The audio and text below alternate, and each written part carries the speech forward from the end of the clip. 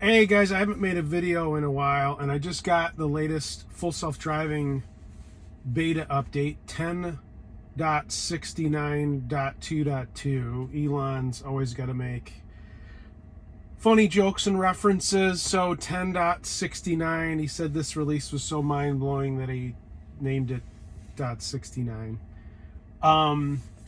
So I am finding it is quite a bit better. I'm seeing significant improvements, and I just want to show you.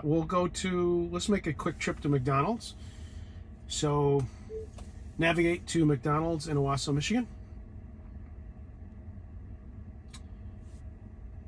And here we go. You'll notice that actually some people in front of us, they're being rendered. The car is super cautious around people. So it slowly navigates around the people there. Tesla's AI Day, once a year they have a day focused on artificial intelligence. It was just past weekend. Talk a little bit about that as the car drives us to McDonald's. Learn now there's 160,000 full self-driving beta testers. Waymo, people probably have heard of Waymo before. Here's a car in front of us, so we're stopping at the stop sign. Blinker goes on automatically. Car's driving. It's turning. So 160,000 beta testers now. That's doubled over the last 6 months. And the closest second, Waymo, is probably the most well-known autonomous driving company owned by Google. Has about 1,000. So the key to artificial intelligence and machine learning is the more data you have, the more you can process and learn from all the different scenarios, the quicker you're going to get to full autonomy. The 160,000 beta testers, Tesla's just getting there quicker than everybody else. Here's a car parked next to me. Car slows down around that stop sign. Left turn, a lot of language in the release notes about left turns. See how it's creeping? You can see a blue line. There's 8 cameras it's creeping so it can see, and now there's nothing there and it's turning, and it feels just like a human driver. Before it was a little jittery, a little apprehensive. Now it's just feeling so much like a real driver. There's some people walking on the side of the road. Some other enhancements, it can detect animals better now. So dogs and deer and things like that. Again, they're taking all these cameras. Here's a bike rider. You'll probably see a bike on the screen here. There's a biker. It's slowing down, going around them. Even though I'm in the middle of the road, it knows it needs to go around. So it's just interesting how in the last video you might have saw that with unmarked roads like I'm on, it had trouble. There's a lot of lane keeping enhancements that have come up in this new release. So I'm coming for a stop sign and going forward. The car follows the law to a T, coming to a complete stop.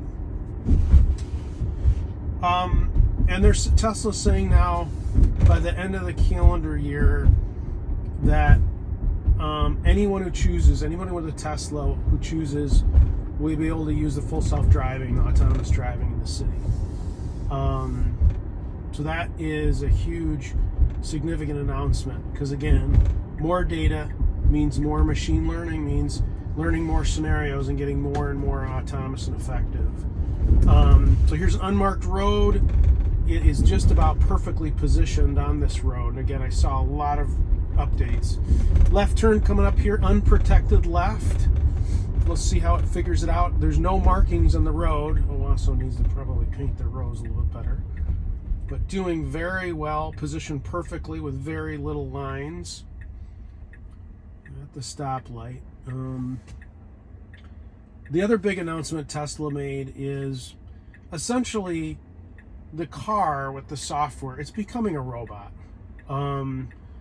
It's sensing what is around it, the surroundings, and making decisions you may not realize it when you're driving. There's just a lot, as a human being, you just take it for granted.